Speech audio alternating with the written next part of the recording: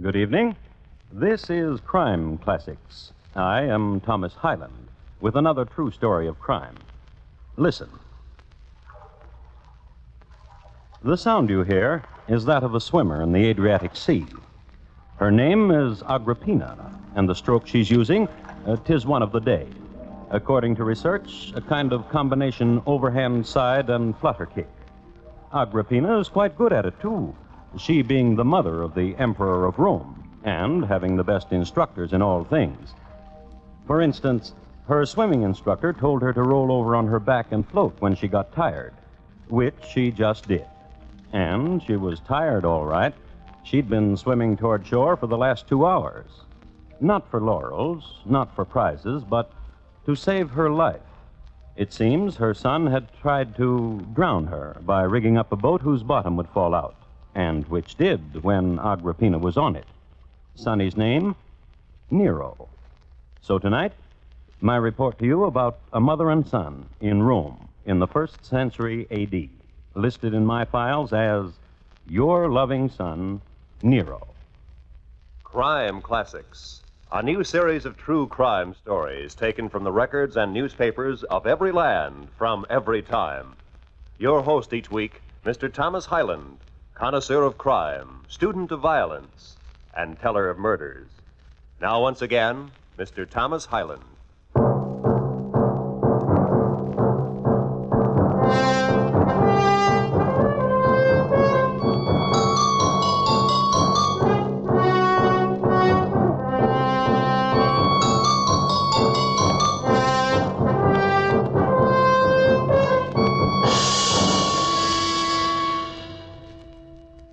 Rome, in the year 62 A.D. Nero had been on the throne for 8 years and had put on 60 pounds. And no wonder. At 25, he had tasted every sweet from Ethiopia to Britannia and had scouts out for whatever he had missed. I'd better tell you some nice things about Nero before we really get into this. First of all, he had a genuine love for Rome and its people. Oftentimes, Nero would release 1,000 birds of every kind, some with Roman money attached to them. He also threw to the people pork and mutton saddles, as well as tickets for grain and togas, and choice seats to concerts, at which he sang. This was the Nero that history forgot. Now, let's have a look at the Nero who is remembered. Scene: dressing room in the Roman Colosseum. Principals: Nero and Seneca, his mentor. Hold high the shield for me, Seneca, so that I may look into it. You look like... What? Out with it. Out with it, Seneca. like a beast of the Nubian plains. Which was my design when I put on the skin of a black leopard. I meant sleek. And you meant handsome? And dangerous. Do I frighten you? Yes. With an coward. Oh, Nero. Ah! The Emperor will have great sport today. The crowd will love this novelty. I am beloved, is that not so? The poets sing of it. But listen now, great Nero. I have a thing to speak of. Hand me that broadsword.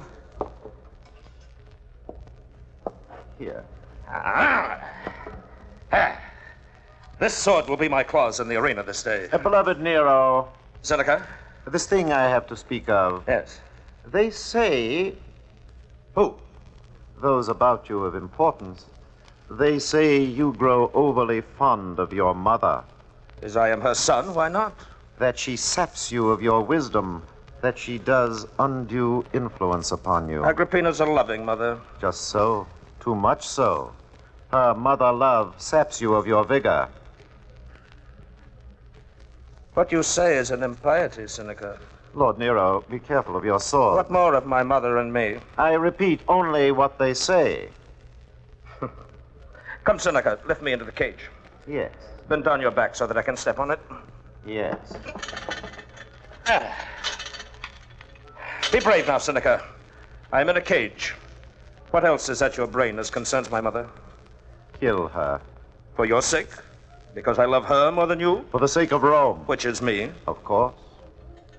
Have the slaves wheel me into the arena, Seneca. Yes.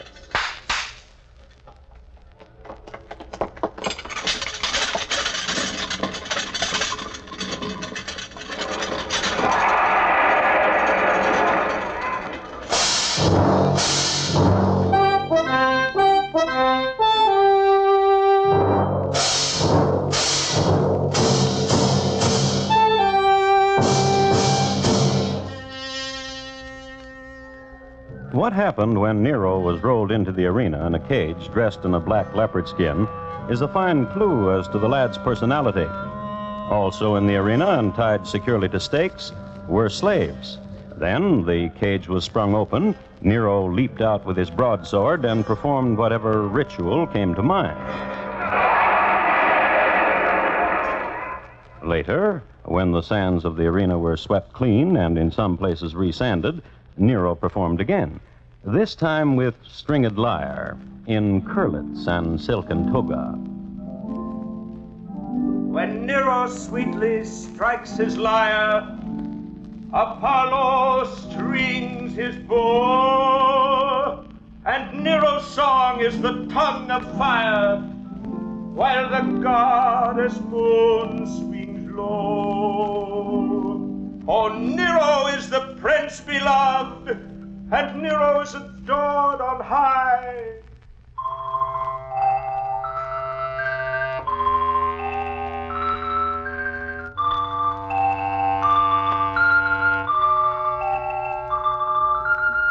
And so on into the night.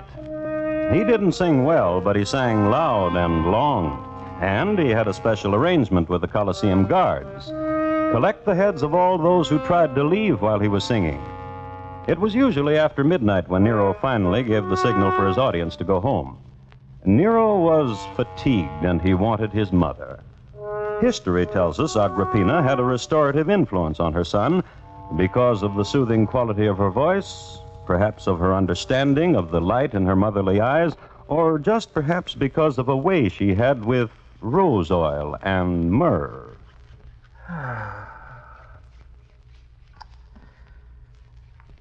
Mother. Hush, son. How tired you must be from the day. Let me this soothing of you. Mother. Turn your other shoulder to me, son. So help me, Jupiter, Mother. If you don't let me ask you what... Yes, what is it? What I did today in the arena with the wearing of the leopard skin. What of it, Mother? Terrifying. Huh? What else? Exciting. Yeah. And what else? Papia sat beside me. She bit the soft of her hand till blood came in such ecstasy. Oh, Mother, Papia's always biting the soft of her hand when she sees me. She's fond of you. Why do you laugh? Last night, Papia painted her face in ochre and went to the oracle. She's afraid Acte, the slave girl from Germania, has taken her place in my affection. Has she? Acte opened her veins this noon because I demanded it, and Papia doesn't know it yet. Anoint my hair, Mother. Oh, not that much. Papia is waiting for you, isn't she? Oh, of course she is. What does she say of me? We hardly talk, Mother. I sing to her, and then we stare at each other. Ah, thank Jupiter for Eros. But Seneca talks to you, doesn't he? Hand me that garland, Mother. Doesn't he? No, much. Constantly, pratingly, ceaselessly, without end. Of me? Much. Constantly, pratingly, ceaselessly, without end. What does he say? He wants me to kill you. I see. He says you love me too much and have undue influence upon me, therefore you should be dead. Nero, my son. Yes, Mother. Remember that Claudius died suddenly, and for that reason you are emperor. Remember that Claudius died because I wished it. Somehow there was poison, and somehow Claudius died. And remember, too, that rightfully your stepbrother Britannicus should sit on the emperor's throne. And remember... Jupiter, look at the hourglass. The sand's run out. I'm late. Let me kiss you. Ave Mater.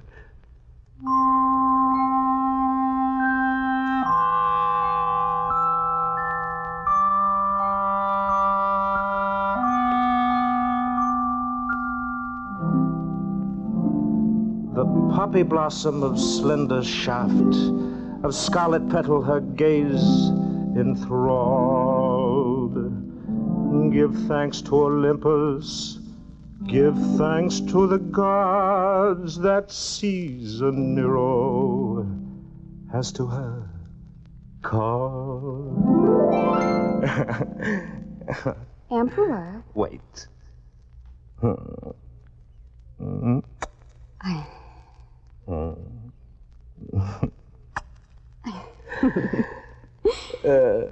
I lay on the loggia today after the pool. And I gazed up at the heavens, and the thoughts went through me in a rush. Millions of thoughts, and Bad boy. after tonight is tomorrow, and the being emperor again, and the whisperings and the intrigues. Ah, Papilla, my head swims in thoughts, my poor head. Rested upon me.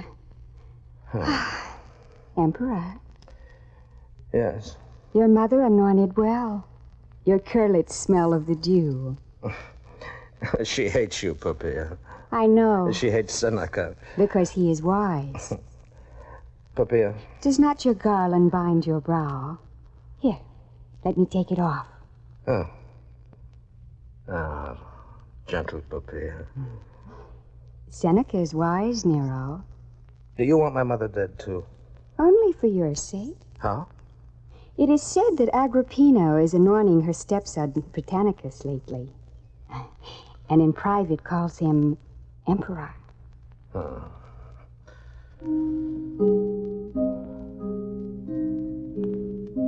All night a Rubicus dwells a witch. Pluto's daughter, ill-got is she. Her name is Locusta, Locusta, Locusta, horrible witch. From the river of the dead, her poisons be. Oh, sing no more, Nero. I love thee too well, Emperor.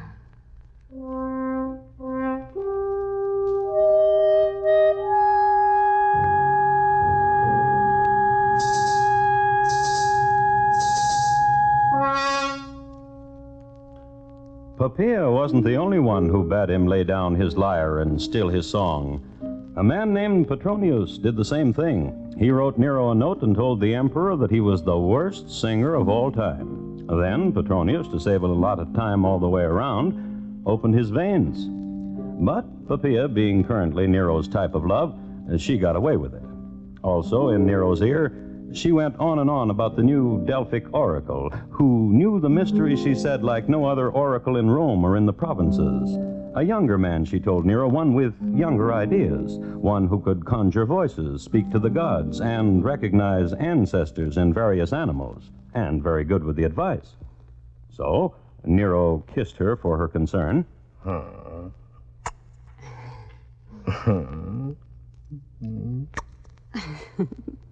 Retrieved his garland, left her.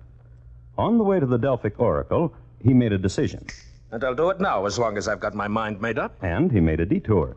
Stopped in to see Locusta on the Iter Rubicus, then paid a call on his stepbrother, Britannicus. This vase of wine I bring you, brother, from Gaul it is, where the Rhone flows gently and the grapes grow fat. O great stepbrother, whose love is dear to me and who desires nothing but good for me, for these reasons I give you this wine that you should drink. Drink it. Like that, boy. Throw back your throat and let the coolness of it, the death of it touch you and chill you. Come on! Come on! Britannicus has drunk poison and is dead. He hated life and wanted no more of it.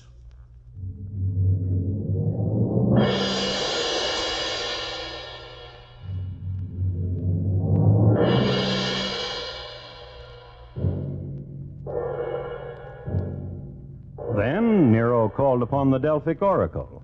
No sooner had the oracle lighted his pot of fire and said the words, than Nero asked a question. My brother Britannicus is dead. What should be of my mother? Jupiter and those on Olympus are jealous of you, O Caesar Nero. They would smile more brightly upon you if Agrippina were dead and belonged to them. Nero went home to the palace, and the oracle went into his back room. It is done, Seneca, I have told him. And he will kill his mother? This I believe. How shrewd is Poppaea to have sent him to you? This I believe. On the table is 1,000 sesterces oracle. I will say words for you into the fire, Seneca. Hail. Hail.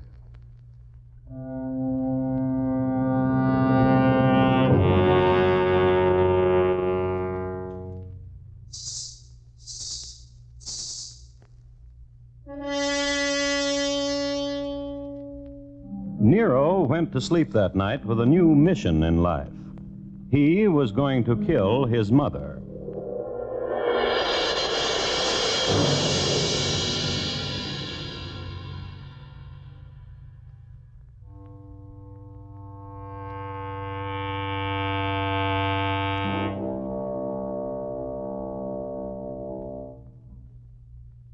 You are listening to Crime Classics and your host, Thomas Hyland.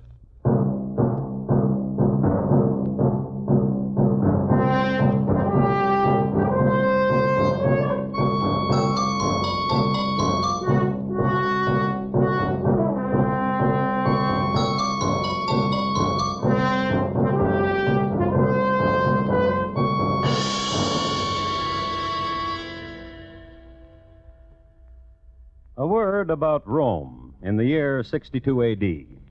Rome was in her glory. Her subject people stretched from Asia Minor to Britain, and they paid their taxes on time. A city of slaves and temples and chariot races and visitors from Greece and freedmen from the provinces and spices and oils and unguents.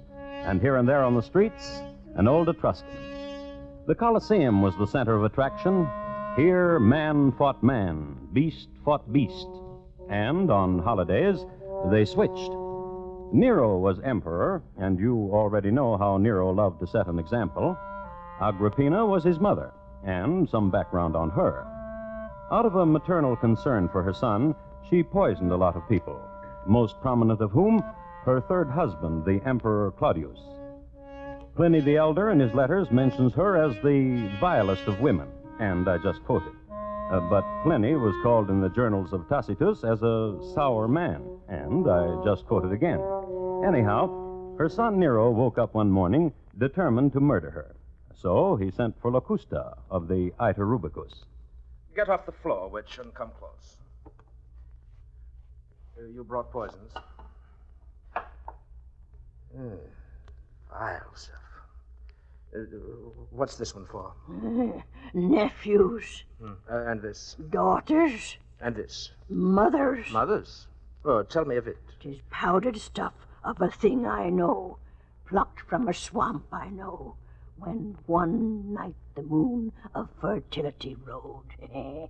In the 8th month of Octavian, when there was harvest, it kills mothers quickly, instantly. Without pain. I would not like my mother to suffer. Like that. Oh. How is it used? Yes, a drop in a sweet meat, or whatever. I'll have it. Seneca! Pay her, Seneca. 1,000 sesterces.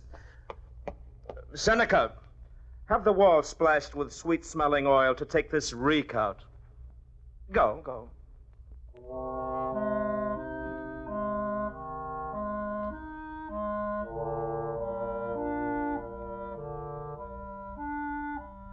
And so, Mother, as a small gift of the day in honor of Persephone, sweetmeats from Thebes.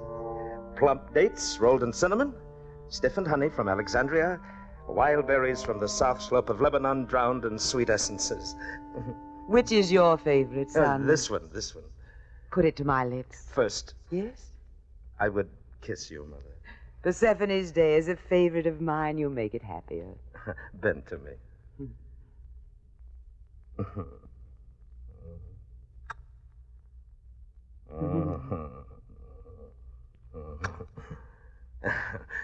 Now here is your walnut sweet. It's very good. Excellent. May I have another? Of course. Here's a choice one. It's bigger. Ambrosia. The gods should know of it. And may I have some of that? What is it? Oh, a morsel from the Hebrews. A cluster of almonds chopped with apples and dipped in wine. Delicious.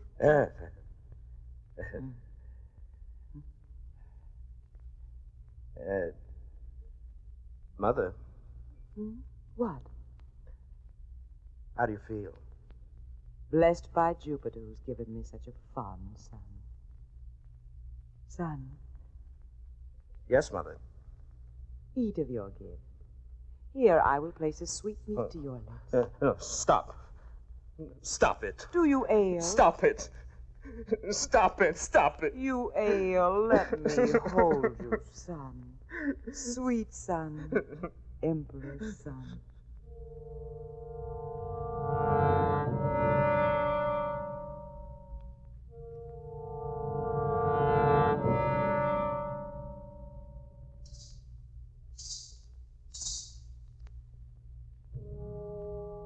I have here a translation from a Latin historian named Suetonius.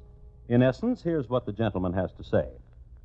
Thrice Nero tried to poison his mother with sweetmeats and other devices, but each time, warned of his plan, she suffered herself to swallow antidotes beforehand. Nero then planned another method for his mother's destruction. He tampered with the ceiling of her bedroom, contriving a mechanical device for loosening its panels and dropping them upon her while she slept.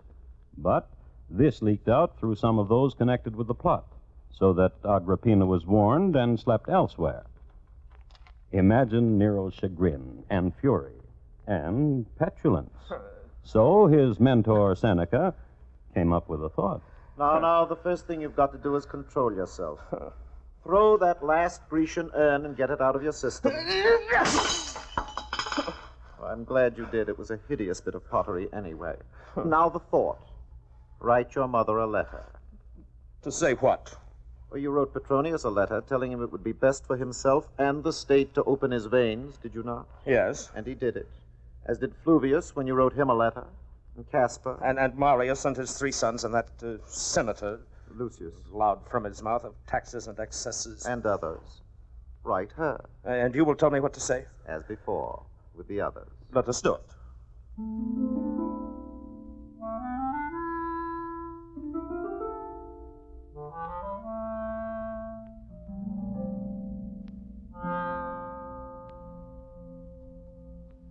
And since, Mother, it appears you are trying to have me slain, for the good of all of us and of the state, I, Nero, Emperor, and faithful... You're going too fast. Where are you? Nero. Emperor and faithful son, do request your death. This gift I enclose, small knife of gold, for slitting, and sign it your loving son, Nero. Now put your seal to it, and I'll have a slave take it over right away.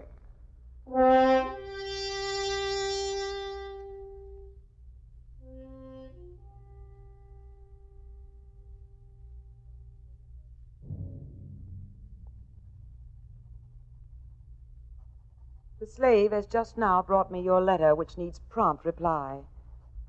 I will not kill myself, Ave.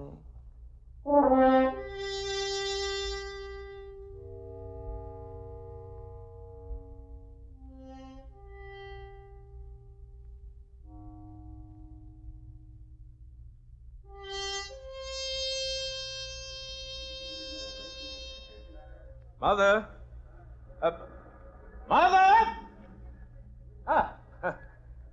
Oh, Mother. What is it? Did you enjoy the banquet? You sang beautifully. That is not what I mean, Mother. What then? No one fell dead at the banquet, Mother. Neither your taster nor mine. I don't want to think about it. I know that. That's why I've arranged this voyage for you. And when you return from Thessaly, you will bring back forgiveness in your heart for me. Son, Yes. do you still want your mother dead? No. Swear it. By the gods of Olympus. Then my voyage will be joyful. With a new and fleet ship to take you to golden sands and return refreshed. I love you well, Nero. You are my love, Mother. Ave. Ave. Sail home to me soon.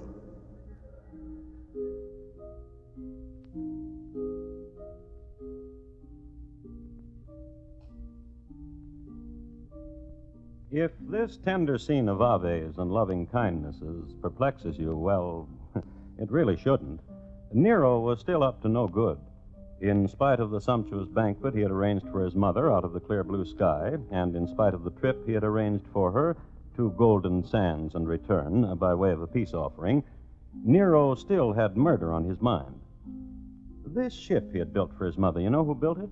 Anicetus. And who is Anicetus? Any of your better histories on triremes and other Roman naval craft will devote at least a few paragraphs to Anicetus. He was forever trying things against the laws of navigation.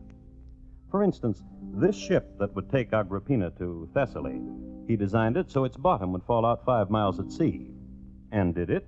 Well, let's pick up the ship just before it was 5 miles out on the Adriatic. Quiet ocean, azure skies, as fine a 2 decks of slaves chained to the oars as you'll ever find. And Agrippina having grapes at the captain's table. You men of the sea, Captain. All my life, the great wonder I've had about them. What's that?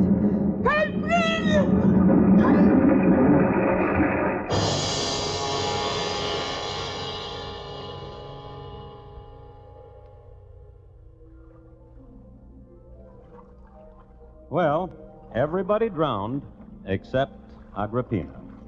Not that she was the greatest swimmer in the world, as she only knew 1 stroke, but she had sense enough to roll over on her back and float when she got tired. So she got to shore.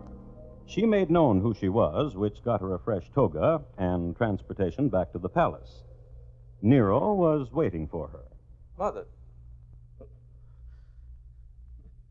Mother. Mother. Oh, Mother. Slaves. Strangle her. And they did, with a silken scarf. It is interesting to note that the word mater in Latin means mother. From mater, we get the word matricide.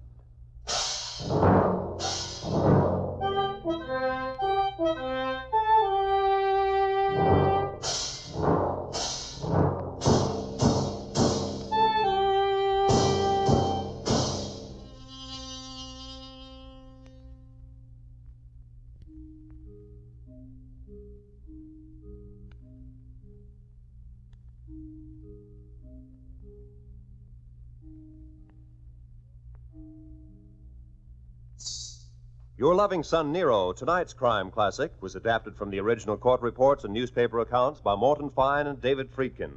The music was composed and conducted by Bernard Herrmann, and the program is produced and directed by Elliott Lewis. Thomas Hyland is portrayed on radio by Lou Merrill. In tonight's story, William Conrad was heard as Nero and Betty Lou Gerson as Agrippina. Featured in the cast were Sammy Hill, Edgar Barrier, Hy Averback.